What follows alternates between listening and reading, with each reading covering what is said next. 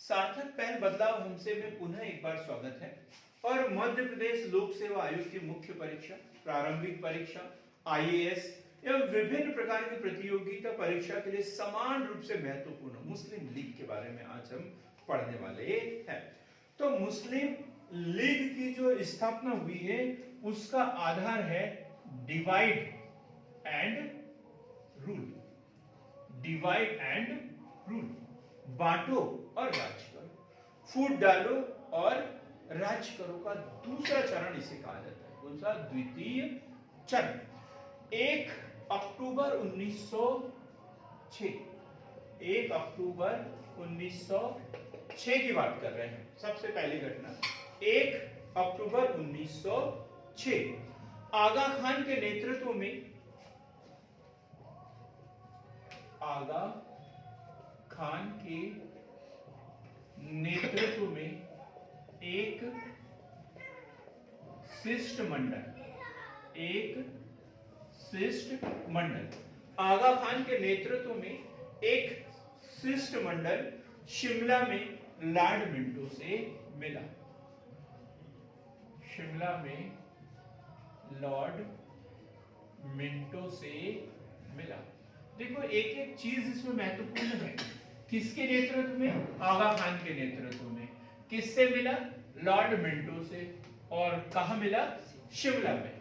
Question बनता है, आगा खान ने जब कांग्रेस की स्थापना, मुस्लिम लीग की स्थापना की बात की, मुस्लिम लीग की जब स्थापना हुई तो वायसराय कौन था? वायसराय कौन था? Lord Minto. Lord Minto. और भारतीय मुसलमानों के लिए, भारतीय मुसलमानों के लिए सुरक्षित विशेष स्थिति की मांग की। सुरक्षित विशेष स्थिति की उन्होंने मांग की। 1 अक्टूबर 1906 मुसलमानों का एक शिष्टमंडल शिमला में आगा खान से मिला और मुसलमानों के लिए एक विशिष्ट सुरक्षित स्थिति की उन्होंने बात की। उन्होंने बोला कि यहाँ जो हिंदू है, जो भारतीय राष्ट्रीय कांग्रेस है, वो हिंदुओं का दल है और वो हावी हो रहा है और मुसलमानों का यहाँ पर अब कोई हितैषी नहीं रहा। तो हम आपसे एक दरखास्त करते हैं कि हमारा भी ख्याल रखें, हमारा भी ख्याल रखें, हमें कुछ सुरक्षित माहौल यहाँ पर प्रदान किया जाए, ऐसे उन्होंने मांग की।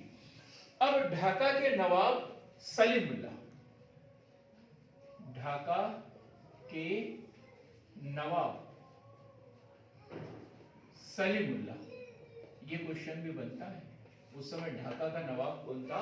सलीमुल्लाह। देखो बंगाल विभाजन किया था, कब देखा था हमने? तो एक पार्ट पूर्वी भाग जिसकी राजधानी क्या रखी थी? ढाका, और पश्चिम भाग की राजधानी क्या रखी थी? कलकत्ता। तो ढाका के नवाब सलीमुल्लाह ने बंगाल विभाजन का समर्थन किया था। बंगाल विभाजन का समर्थन किया था, वो अंग्रेजों के पक्ष में था। और दिसंबर 1906 में ढाका में अखिल भारतीय मुस्लिम लीग की स्थापना। अखिल भारतीय मुस्लिम लीग की स्थापना। अखिल भारतीय मुस्लिम लीग की स्थापना। इसमें संस्थापक कौन थे? संस्थापक कौन थे? मुस्लिम लीग के संस्थापक कौन थे? और फिर हम देखेंगे प्रथम अध्यक्ष। कंफ्यूजन बड़ा है इसमें। तो संस्थापक थे सलीमुल्लाह, जो कौन थे? ढाका के नवाब। और इसका जो प्रथम अध्यक्ष था वो कौन था? प्रथम अध्यक्ष, संस्थापक तो थे ढाका के नवाब सलीमुल्लाह, और प्रथम अध्यक्ष थे नवाब वकार उल मुल्क। नवाब वकार उल मुल्क, नवाब वकार उल मुल्क मुश्ताक हुसैन, मुश्ताक हुसैन, इतने से नाम से भी काम चल जाता है, मुश्ताक हुसैन। और मेरे को नहीं लगता कि ये क्वेश्चन यदि आ जाता तो जो नहीं सुनेगा वो सही करेगा। किसी को पता था कि ये हम इसी में उलझ के रह जाते, सलीमुल्लाह या फिर आगा खान, सलीमुल्लाह या आगा खान। तो प्रथम अध्यक्ष नवाब वकार उल मुल्क मुश्ताक हुसैन थे और इसका जो मुख्यालय है वो लखनऊ में। मुख्यालय कहां रखा गया था, कभी पढ़ा आप लोगों ने इसका मुख्यालय? मुख्यालय कहां पर था? लखनऊ में। हम ढाका ही करके आते, कराची करके आ जाते, दिल्ली करके आ जाते, लेकिन लखनऊ कभी क्लिक नहीं होता हमारे दिमाग में। होता क्या, दीक्षा कभी पढ़ा आपने? सोचा भी कभी नहीं सोचा होगा ना। तो इसका मुख्यालय कहां था? लखनऊ। इसकी एक शाखा 1908 में, एक शाखा 1908 में लंदन में खुली थी। कहां पर? लंदन में। इसकी एक शाखा 1908 में लंदन में सैयद अमीर अली द्वारा, किसके द्वारा? सैयद अमीर अली द्वारा। इसकी एक शाखा लंदन में सैयद अमीर अली द्वारा। अब ये हमने देखा कि मुस्लिम लीग की स्थापना कब हुई, कैसे हुई, किसके द्वारा मांग की गई, इसका मुख्यालय कहां था, संस्थापक कौन थे, प्रथम अध्यक्ष कौन थे। अब हम बात करेंगे इनकी मांगे क्या थी, इनकी मांगे क्या थी, क्यों इसकी स्थापना की गई थी।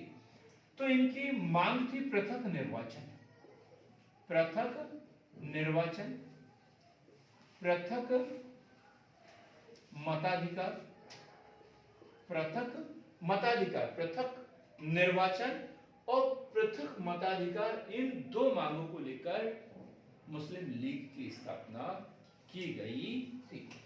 अब इसके उद्देश्य क्या हो सकते हैं, उद्देश्य क्या थे इनके?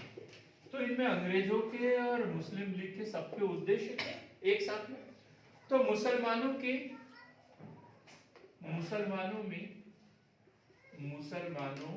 में अंग्रेजों के प्रति स्वामी भक्ति बढ़ाना। पहले ये काम कौन कर रहे थे? सर सैयद अहमद खान। सर सैयद अहमद खान ने भी यही किया था और यही काम ये भी कर रहे थे। अंग्रेज, मुसलमानों में अंग्रेजों के प्रति स्वामी भक्ति व आस्था बढ़ाना, मुस्लिमों के राजनीतिक अधिकारों की रक्षा, मुस्लिमों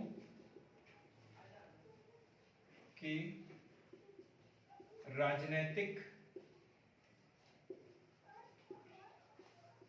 अधिकारों की रक्षा, मुस्लिमों के राजनीतिक अधिकारों की रक्षा। ये बात मुस्लिमों को पता नहीं थी, ये अंग्रेजों ने उनको बताई कि भाई तुम्हारा तो कोई प्रतिनिधित्व नहीं है, कांग्रेस जो है वो हिंदुओं का प्रतिनिधित्व है, तुम्हारे कोई अधिकार नहीं है, तुम्हारे कोई नेता नहीं चुनते। ये ढेर सारी बातें उनको बताई तो वो भी मांग करने लग गए।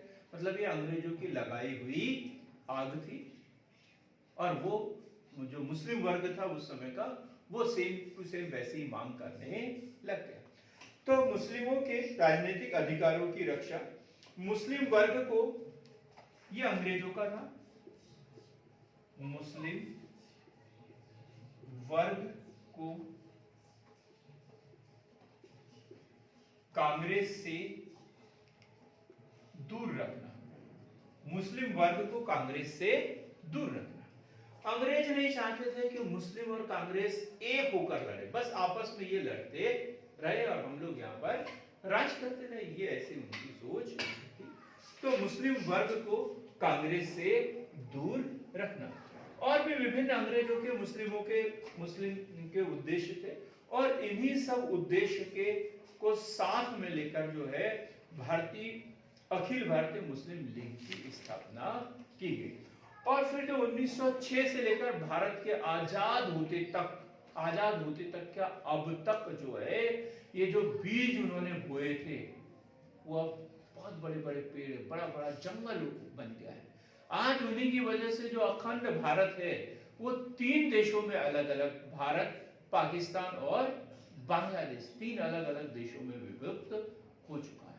और इसी मुस्लिम लीग के आधार पर बांटो और छोड़ो, बांटो और छोड़ो जैसी अवधारणा भारत में विकसित हुई और इस अंततः अंग्रेज जो है अपने उद्देश्य में सफल हुए और भारत का विभाजन भी हुआ। आगे हम ऐसी ढेर सारी घटनाएं पढ़ेंगे कि किस तरीके से जो है मुस्लिम लीग ने और कांग्रेस ने एक ही बात को पृथक पृथक रूप से देखा था और अंग्रेजों ने इसका फायदा उठाया था।